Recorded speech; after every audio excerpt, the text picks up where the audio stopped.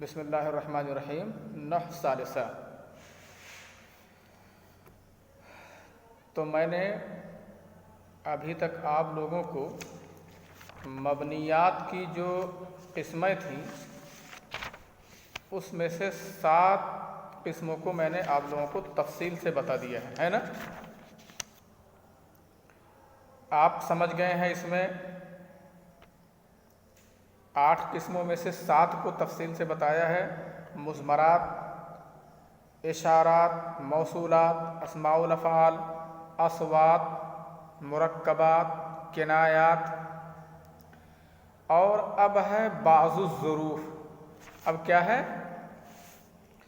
بعض الظروف، کچھ ظرف ہیں جو مبنی ہیں، سبھی ظرف نہیں، کچھ ظرف، اور اکثر ظرف جو ہیں یہ معرب ہیں، ان کو عامل کے لحاظ سے اعراب دیا جاتا ہے، لیکن کچھ ظروف ایسے ہیں جو مبنی ہیں، اس میں سے کچھ ظرف زمان ہیں اور کچھ ظرف مکان ہیں۔ اب میں جو ظروف مبنیہ ہیں ان کو بتاؤں گا، اور وہ کس حالت میں مبنی ہوتے ہیں، کس حرکت پر مبنی ہوتے ہیں وہ، اور وہ ان کے اندر کون سی شرطیں نہیں پائی جائیں گی تو وہ معرب ہوں گے، یہ اور ان کا استعمال کیسے ہوتا ہے، یہ ساری تفصیل صاحب کتاب آگے بتا رہے ہیں۔ تو چلیے میں آج آپ لوگوں کو کہاں سے کہاں تک پڑھاؤں گا اس کو پڑھ دے رہا ہوں۔ اب ظروف المبنیہ علی اقسام، ظروف مبنیہ چند قسموں پر ہیں، یعنی جو ظروف مبنیہ، ظروف جو مبنی ہیں وہ چند قسموں پر ہیں، یہ نہیں کہ ایک ہی قسم کے جو ظرف ہیں وہ مبنی ہیں، بلکہ وہ ان کی چند قسمیں ہیں اور ان کے الگ الگ حالات ہیں۔ اس میں سے ایک ہے، کچھ ظروف ایسے ہیں جو جہت بتلاتے ہیں۔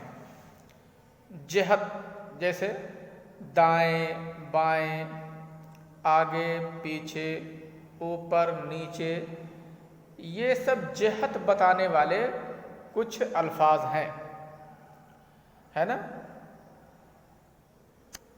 پہلے بعد میں، آدمی کے پہلے، آدمی کے بعد میں، آدمی کے آگے، جیسے قبل و بعد و، خلف ورا، ہے نا؟ فوق تحت، یہ سب جو الفاظ ہیں تو یہ سب جہت بتلانے والے الفاظ ہیں اور ظروف ہیں۔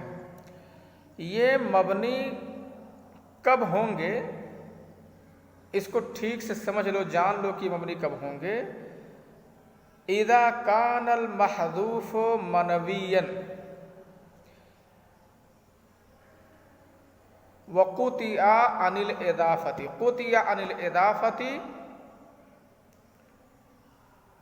والمحذوف منوی للمتکلم، ان کو اضافت سے کاٹ دیا گیا ہو،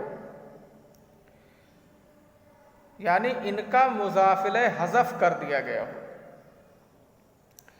اور جو مضاف الیہ حذف کیا گیا ہو وہ متکلم کی نیت میں ہو، جان لیجئے، یعنی ان کا کوئی مضاف الیہ ہو جو حذف کر دیا گیا ہو اور منوی ہو، یعنی متکلم کے نیت میں، اس کی نیت میں ہو، معنوی طور سے وہ چیز ہو، لفظی طور سے نہ ہو۔ یہ شرطیں اگر پائی جائیں گی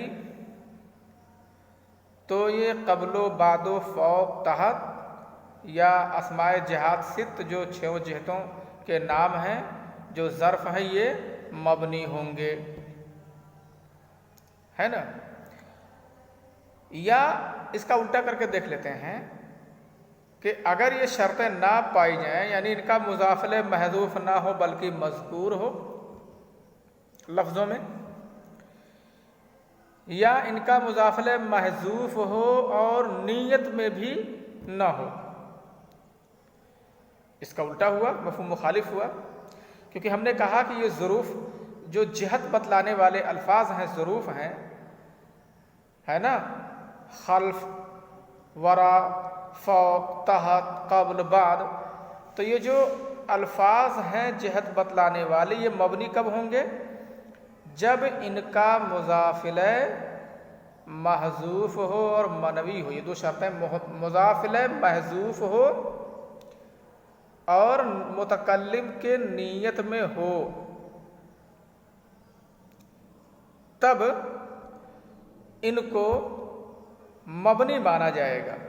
جیسے ہے کیا کہا؟ قال اللہ تعالی للہ الامر من قبل ومن بعد، اللہ ہی کے لیے معاملہ اور حکم ہے، حکم سبھی اللہ ہی کا ہے. من قبل ومن بعد، اس سے پہلے اور اس کے بعد، یعنی اس سے پہلے جو بھی حکم تھے سب اللہ کا حکم ہی چلتا تھا، اور اس کے بعد بھی. من قبل و من بعد کا مطلب اس سے پہلے اور اس کے بعد. آپ دیکھ رہے ہیں من قبلوں کا میں معنی بیان کر رہا ہوں اس سے پہلے، یعنی اس کے پہلے. من بعدوں کا معنی بیان کر رہا ہوں اس کے بعد. اس کہاں سے آیا؟ یہاں لکھا ہوا نہیں ہے. تو اس جو ہے یعنی ہذا، یہ مضاف الیہ ہے قبل کا، اور بعدوں کا بھی مضاف الیہ ہذا ہی ہے، کیونکہ ترجمہ کرنے میں آ رہا ہے. اس کا مطلب متکلم کی نیت میں ہے، ترجمہ کرنے میں آ رہا ہے، ترجمہ کرنے میں یہ آ رہا ہے. اس سے بات سمجھ میں آ رہی ہے کہ ہذا یہاں ہے. اس کا مطلب مضاف الیہ اس کا محذوف ہے، مضاف الیہ ہے اور محذوف ہے، لیکن نیت میں ہے. اس کا ترجمہ پہلے سے اور بعد سے نہیں، بلکہ اس کے پہلے اور اس کے بعد کیا جا رہا ہے.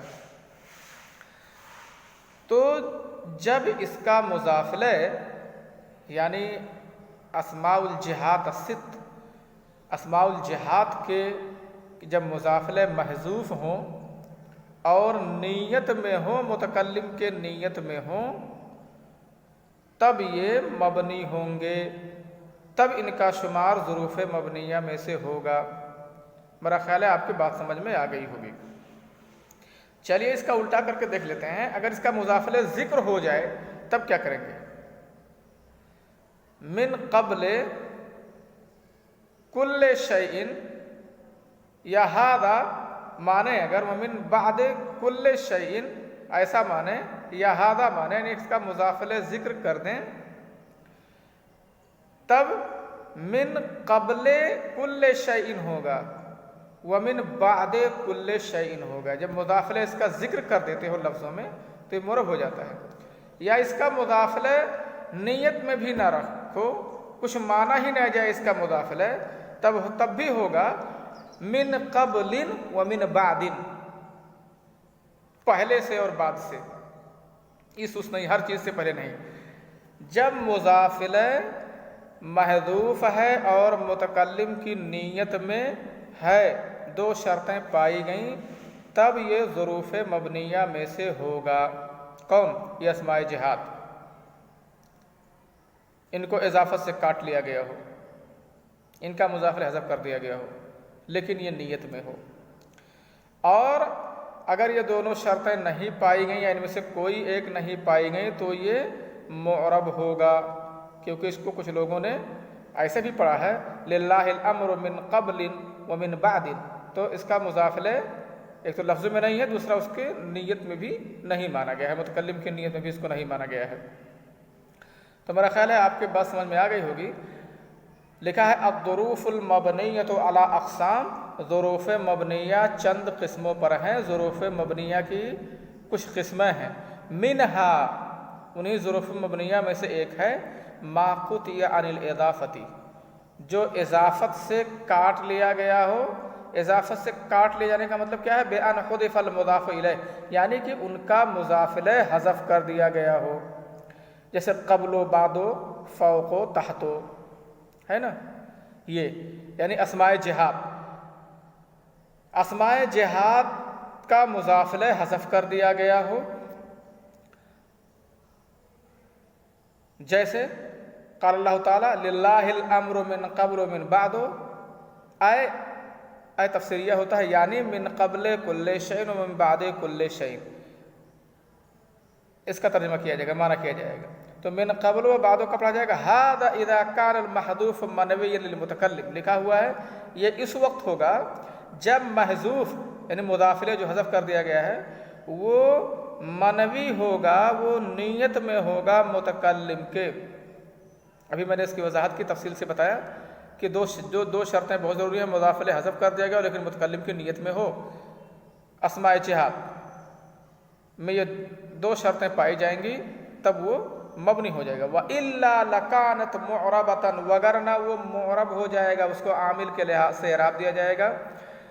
इसका मतलब दो सूरतों में ये मुअरब है और सिर्फ एक सूरत में ये मबनी है। मबनी की सूरत यह है मुज़ाफ़ इलैह महज़ूफ़ हो लेकिन नीयत में हो, महज़ूफ़ हो और नीयत में हो, दोनों शर्तें। और अगर महज़ूफ़ हो और नीयत में भी ना हो तब भी मुअरब, और अगर महज़ूफ़ ही ना हो यानी मज़कूर हो इसका मुज़ाफ़ इलैह तब भी मुअरब। वही कह रहे हैं व इल्ला लकानत मुअरबा, वगरना ये कानत ज़ुरूफ़ुल मबनिया मुअरबतन, अगर ऐसा नहीं है तो ज़ुरूफ़ मबनिया फिर मुअरब होंगे, उनको आमिल के लिहाज से एराब दिया जाएगा। व अला हादा कुरिया, इसी बुनियाद पर पढ़ा गया है ना।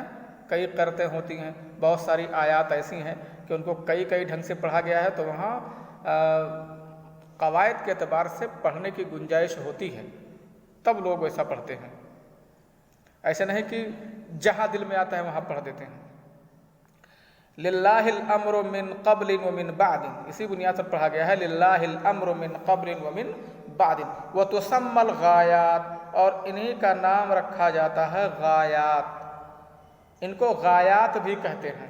अगर कोई आपसे कहे कि गायात का क्या हुक्म है तो आप समझ जाए कि वो अस्माए जिहाद सित्त हैं जिनका कि मुज़ाफ़ इलैह हज़फ कर दिया गया हो और वो नीयत में हो। मुज़ाफ़ इलैह हज़फ कर दिया गया हो और वो नीयत में हो। हाँ, तो इनको गायात कहा जाता है क्योंकि यही इंतहा हो जाते हैं। इनके बाद इनका मुज़ाफ़ इलैह चूँकि होता नहीं तो पढ़ा नहीं जाता है। तो बाज़ु ज़ुरूफ़ अल-मबनिया में से एक है गायात, है ना, गायात है। यानी अब गायात से क्या समझेंगे? ऐसे अल्फाज जो जिहतों पर दलालत करते हैं और उनके मुज़ाफ़ इलैह महज़ूफ़ हों लेकिन मुतकल्लिम की नीयत में हों, है ना। किताब तो खोले हो ना। हाँ, तो अब ये पूरी बात आप लोग पढ़ लीजिएगा, ये बात ठीक से समझ में आ गई होगी। और इसी में से है हैसु, इसी में से ज़ुरूफ़ मबनिया में से एक तो गायात हैं और एक है हैसो। हैसो भी ज़ुरूफ़ मबनिया में से हैं। बुनियत तशबीहन लहा बिल गायात, उनको गायात के मुशाबह करार दिया गया। मुशाबह करार देने की वजह से मबनी रखा गया है हैसो को भी। हैसो बुनियत, हैसो को मबनी करार दिया गया है। क्यों? क्योंकि ये भी गायात के मुशाबह है। असल में गायात के मुशाबह कैसे है? जैसे गायात का मुज़ाफ़ इलैह होता है चाहे महज़ूफ़ या मज़कूर होता है ना, यानी वो अक्सर सूरतों में इजाफ़त को लाजिम होते हैं, उनका मुज़ाफ़ इलैह होता है। ऐसे हैसो भी है कि हैसो भी बगैर इजाफ़त के इस्तेमाल नहीं होता है, ये भी हमेशा मुज़ाफ़ी होता है। तो चूँकि जैसे वो अक्सर मुज़ाफ़ होते हैं ऐसे हैसो भी हमेशा मुज़ाफ़ होता है, तो लिहाजा दोनों में एक तशबीह है, दोनों में एक मुताबिकत पाई जाती है। इसी वजह से हैसो को गायात के मुशाबा करार दिया गया और गायात के मुशाबा करार देने की वजह से इसे मबनी करार दिया गया। गायात के मुशाबा क्यों करार दिया गया? ले मुलाज़मतिहा अल इज़ाफ़ता, उसके लाजिम होने की वजह से इज़ाफ़त को इसके इलल जुमलती, जुमला की तरफ, और कभी ये मुफरद की तरफ भी मुज़ाफ़ होता है। हैसो हमेशा मुज़ाफ़ रहेगा, इसका मुज़ाफ़ इलैह अक्सर जुमला होगा और कभी कभी इसका मुज़ाफ़ इलैह मुफ़रद होता है। मतलब यह है कि मुज़ाफ़ ही होते हैं जैसे गायात मुज़ाफ़ होते हैं, तो दोनों में मुशाबहत पाई गई। इसी वजह से जैसे गायात मबनी है ऐसे हैसो को भी मबनी करार दे दिया गया है। अब ठीक है, इसको मैं इंशाअल्लाह आगे पढ़ूँगा। पहले इस चीज़ को पहले ठीक से पढ़ करके समझ लोगे, ठीक है ना। ठीक है, अच्छा। अस्सलामु अलैकुम वरहमतुल्लाहि वबरकातुहू।